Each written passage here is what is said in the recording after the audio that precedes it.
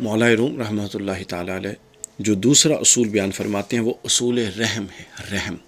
نرمی، شفقت۔ فرماتے ہیں اشک خواہی رحم کن بر اشک بار، رحم خواہی بر ضعیفہ رحم آر، کہ اگر تم خود جو چشم نمناک ہے، اشک خواہی، اگر تم اپنے دل کو نرم کرنا چاہتے ہو اور اتنا نرم کرنا چاہتے ہو کہ تم ہمہ وقت اشک بار رہو، چونکہ اشکوں کا آنا، آنسوؤں کا آنا ایک نرم دل کی علامت ہے۔ اشک خواہی، اگر تمہاری یہ خواہش ہے کہ تم اشک بار رہو اور تمہارا دل نرم ہو، تو رحم کن بر اشک بار، تو پھر جو تمہارے پاس اشکوں کے ساتھ آیا ہے، یعنی آنسو بہا کر آیا ہے، معافی کے لیے آیا ہے، اس پر بھی رحم کرو۔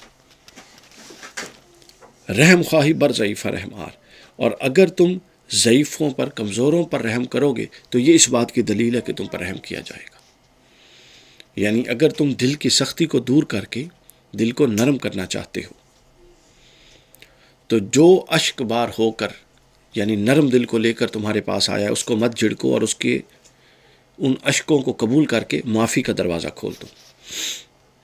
اس پر رحم کرو جو کمزور ہے، جو کچھ کر نہیں سکتا، جو ضعیف ہے، جو حاجت مند ہے، جو مجبور ہے، وہ جب تمہارے پاس آئے تو اس پر رحم کرو، اگر چاہتے ہو کہ تم پر رحم کیا جائے۔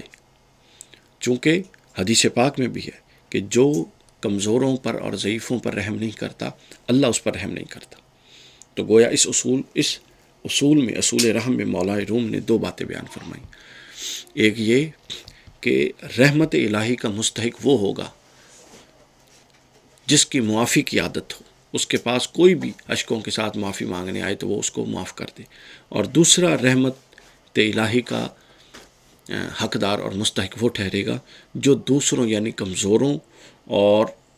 جو حاجت مند ہیں ان کے ساتھ رحم کرے گا، نرمی کا سلوک کرے گا۔ جو لوگ معافی اور رحم اور نرمی ان دو چیزوں کے ساتھ لوگوں کے ساتھ پیش آئیں گے، گویا کہ مولا روم کے اس اصول کے مطابق ان پر رحمت الہیہ کی چادر تن جائے گی۔ یہ اس پورے مضمون کا اور پورے شعر کا خلاصہ ہے۔ یہ وہ مضمون ہے جو مولا روم نے 1000 کم و بیش اشعار میں مختلف پیرایوں میں بیان کیا ہے، مختلف تلمیحات میں، مختلف تشبیہات میں، مختلف کنایوں میں، مختلف اشاروں میں یہ مضمون انہوں نے اپنی مثنوی میں بیان کیا ہے کہ اشک خواہی رحم کن بر اشک بار۔ یہ بالکل پوزیشن واضح ہے کہ اگر تو نرمی چاہتا ہے، اشک خواہی نرمی چاہتا ہے، چونکہ اشک آئے گی تب جب دل نرم ہوگا، نرمی چاہتا ہے، رحم کن بر اشک بار، تو جو دل نرم کر کے بیٹھا ہے اس پر رحم کر، اور رحم خواہی بر ضعیفہ